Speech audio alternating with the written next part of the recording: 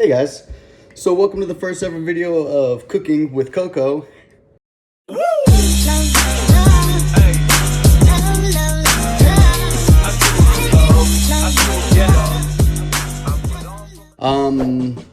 Everyone's stuck indoors right now. Restaurants are closed. Not everyone wants to do to-go food or everything. So I'm going to show you guys over the next little bit some cool recipes.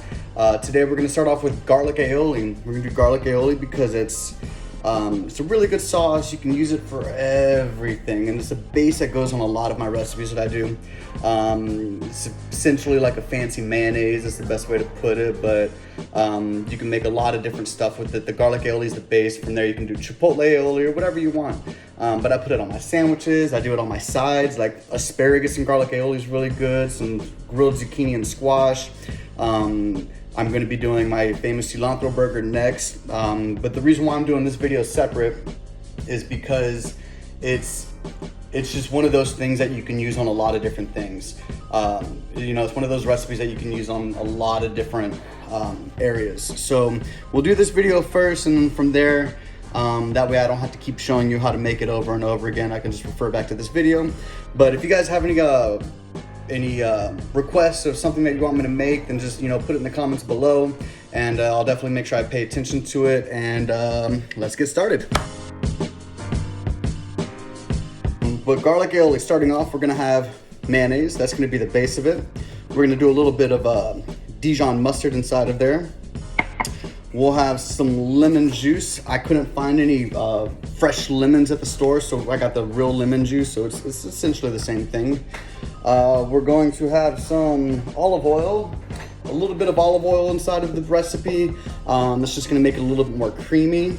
Obviously, it is a garlic aioli, so you know, you can get the little bottles of minced garlic and water. A lot of people use fresh garlic, that's cool.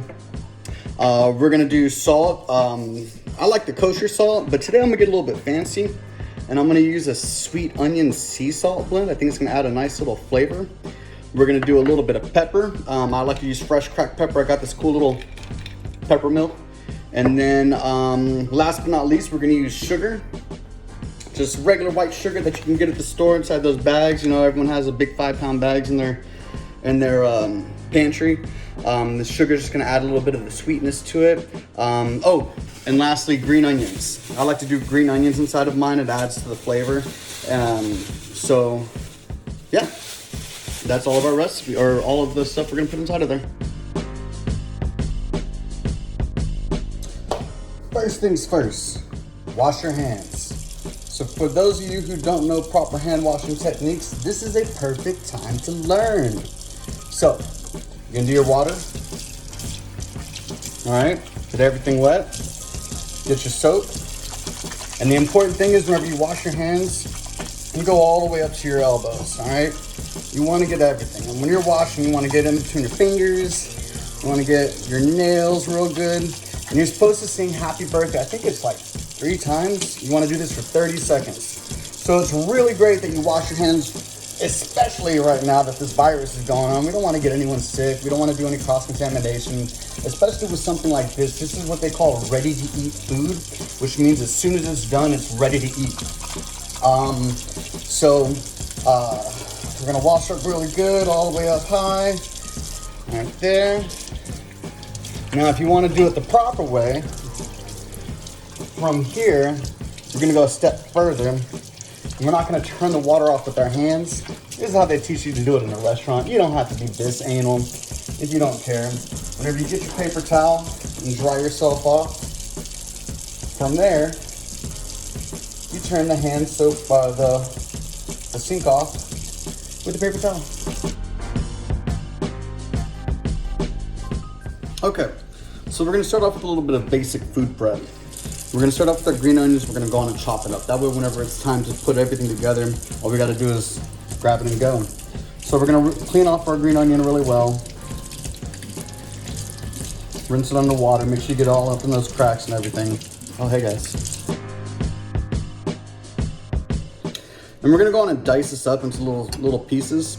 And we're gonna go all the way up here to the white. You don't wanna get the root part in there. but all the way up to the white, that's where the good flavor is. So I'm just gonna start at the top and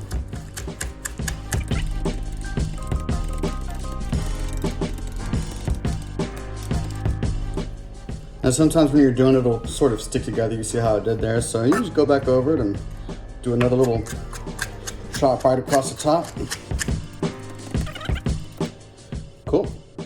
So that's the green onions right there. And what we're gonna do is just put this over here to the side.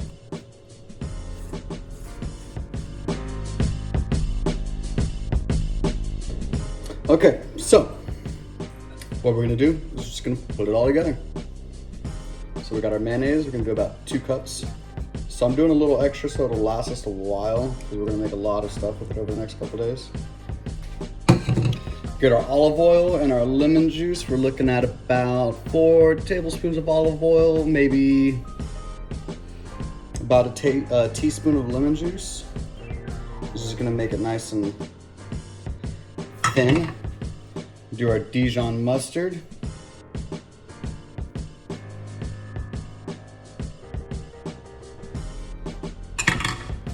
Got our minced garlic.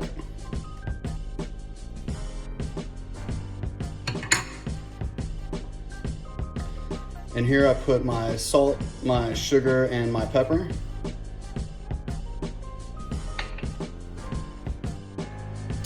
Some green onion.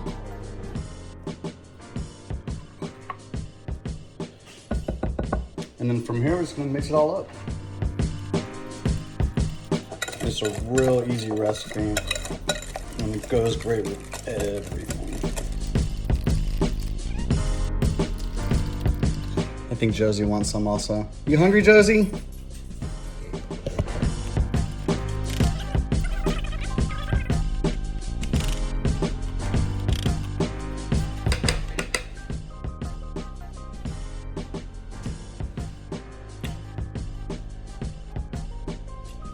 Say that's pretty good.